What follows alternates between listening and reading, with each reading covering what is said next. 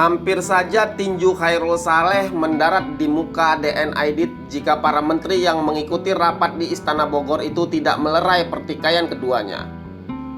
Sejak muda Chairul memang jago silat, sebagaimana anak-anak muda Minangkabau pada waktu itu. Dia sudah memegang bibir meja dan mau mengangkat dan melemparkannya ke Aidit. Pertikaian di sidang kabinet yang digelar pada pertengahan 1965 ini berawal dari sebuah surat kaleng yang menyebut bahwa PKI akan memberontak pada pemerintahan Soekarno. Aidit yang merasa tertuduh menyebut bahwa surat itu adalah fitnah dari Partai Murba untuk menyudutkan PKI. Aidit menuduh Chairul dan Partai Murba digunakan CIA untuk menghancurkan PKI. Memang pada waktu itu siapapun yang bertentangan dengan Aidit dan PKI akan selalu dituduhnya sebagai antek CIA. Terang saja sebagai tokoh Murba, Chairul meradang dan marah. Sejak lama Partai Murba besutan Tan Malaka ini memang sangat berlawanan dengan PKI.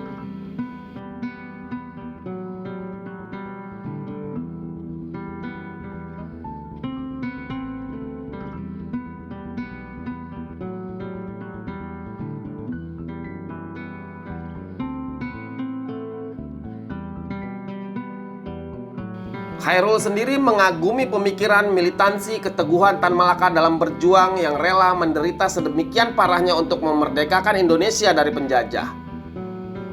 Pertikaian Chairul Saleh dan Aidit ini dalam sidang kabinet seperti representasi dari pertentangan antara Tan Malaka dengan musuh besarnya, Musso. Kemarahan Chairul yang saat itu menjabat sebagai Waperdam III mereda setelah ditenangkan oleh para menteri dan Presiden Soekarno menutup rapat kabinet. Soekarno berpesan agar masalah pertengkaran Aidit dan Chairul Saleh ini tidak sampai terdengar keluar dari ruang sidang itu.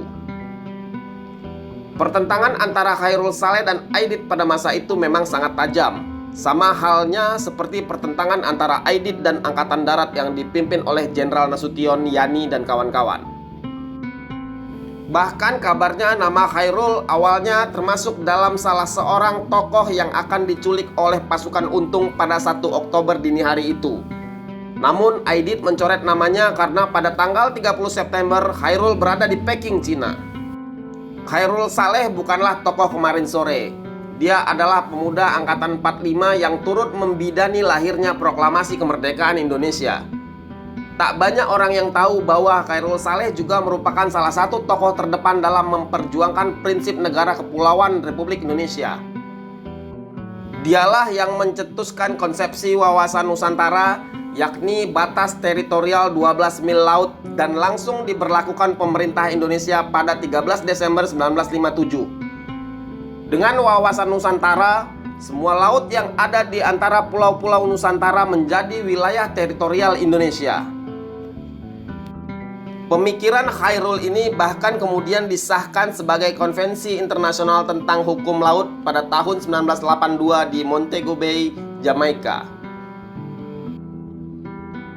Tak hanya dengan Aidit, hubungan Chairul Saleh dengan Waperdam I Subandrio juga bak anjing dan kucing. Subandrio menuduh dan memfitnah Chairul Saleh sebagai bagian dari dinasti ekonomi. Aidit dan Subandrio tidak menyukai dan curiga kepada Chairul karena dia terlalu dekat dengan Letjen Ahmad Yani, Menteri Panglima Angkatan Darat. Bagi Aidit dan Subandrio, Angkatan Darat adalah lawan politik terberat mereka. Sebelum peristiwa G30S terjadi, Chairul sering berdebat sengit dengan Subandrio. Dia membenci Subandrio yang pintar menjilat Soekarno.